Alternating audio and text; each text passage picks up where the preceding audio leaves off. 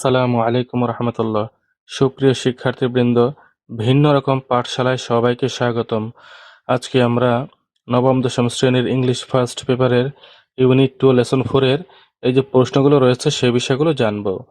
এর আগে এই প্যাসেজটি আলোচনা করা হয়েছে, দ্য হুইল অফ সাইক্লোন এবং অন্যান্য লেসনের ভিডিওগুলো আপলোড করা হয়েছে। সেই ভিডিওগুলো পেতে চাইলে এবং লেসন ভিত্তিক পিডিএফ পেতে চাইলে ডেসক্রিপশন বক্স চেক করতে পারো, সেখান থেকে দেখতে পারবে এবং পিডিএফ কপিগুলো ডাউনলোড করতে পারবে। Answer the following questions from your understanding of the above text. উপরের পাঠ্যটি থেকে তোমার বোঝার ভিত্তিতে নিচের প্রশ্নগুলোর উত্তর দাও। আমরা যে ঘূর্ণিঝড়ের চাকা যে প্যাসেজটি পড়লাম সেটার ভিত্তিতে এই প্রশ্নের উত্তরগুলো দিতে হবে। 1 নম্বর হচ্ছে, what do you mean by the title the great derangement? What reasons are there for your environment to be deranged? The great derangement শিরোনামটি বলতে তুমি কি বুঝো? আমাদের পরিবেশ বিপর্যস্ত হওয়ার কি কি কারণ আছে? অ্যান্সারটা হবে, by the great derangement the author means the great disorder and imbalance in nature caused by human activities. Our environment is deranged because of pollution, deforestation, industrialization, climate change, and reckless exploitation of natural resources. The great derangement বলতে লেখক প্রকৃতির মধ্যে সৃষ্ট বড় ধরনের বিশৃঙ্খলা ও ভারসাম্যহীনতাকে বোঝাতে চেয়েছেন। দূষণ, বন উজাড়, শিল্পায়ন, জলবায়ু পরিবর্তন এবং প্রাকৃতিক সম্পদের অবিবেচক ব্যবহার আমাদের পরিবেশ বিপর্যস্ত হওয়ার প্রধান কারণ। 2 নম্বর প্রশ্নটি হলো, describe the weather of 17th March 1978 in your own words. 17 March 1978 সালের আবহাওয়ার বর্ণনা তোমার নিজের ভাষায় দাও।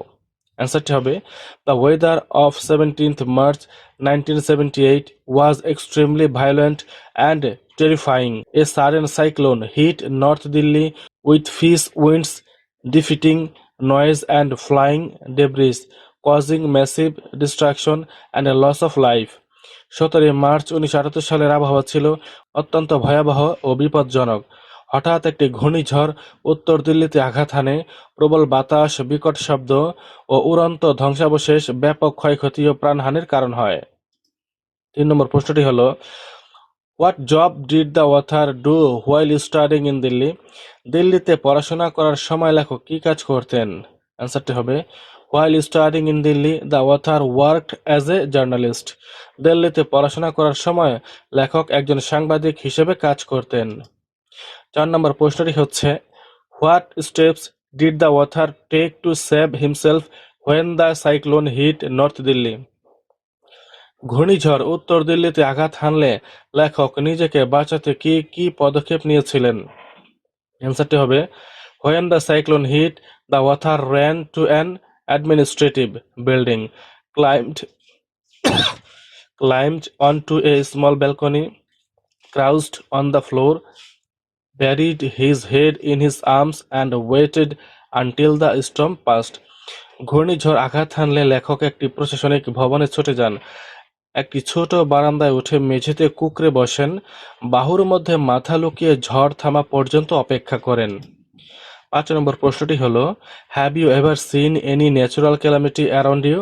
Describe what you saw in your own words. তুমি কি কখনো তোমার আশপাশে কোনো প্রাকৃতিক দুর্যোগ দেখেছ? তুমি যা দেখেছো তার নিজের ভাষায় বর্ণনা করো। Answer, yes, I have seen A severe flood in my area. Heavy rain caused rivers to overflow, houses were submerged, roads were damaged, and people suffered greatly. It was a frightening experience. হ্যাঁ, আমি আমার এলাকায় একটি ভয়াবহ বন্যা দেখেছি। অতিবৃষ্টির ফলে নদী উপচে পড়ে, ঘরবাড়ি পানিতে ডুবে যায়, রাস্তা নষ্ট হয় এবং মানুষ চরম দুর্ভোগে পড়ে। এটি ছিল একটি ভয়ঙ্কর অভিজ্ঞতা। বন্ধুরা, এই পর্বে আমরা এই প্রশ্নের উত্তরগুলো জানলাম। যদি তোমাদের এই পর্বটি ভালো লেগে থাকে তাহলে একটি লাইক দাও এবং পরবর্তী ভিডিওতে থাকবে এই যে ডান বাম দুটি কলাম রয়েছে, এটা আমরা মিল করব। তো পরবর্তী ভিডিও সবার আগে পাওয়ার জন্য চ্যানেলটি সাবস্ক্রাইব করে বেল আইকনটি অন করে দাও। সবাই ভালো থাকবে। আল্লাহ হাফেজ।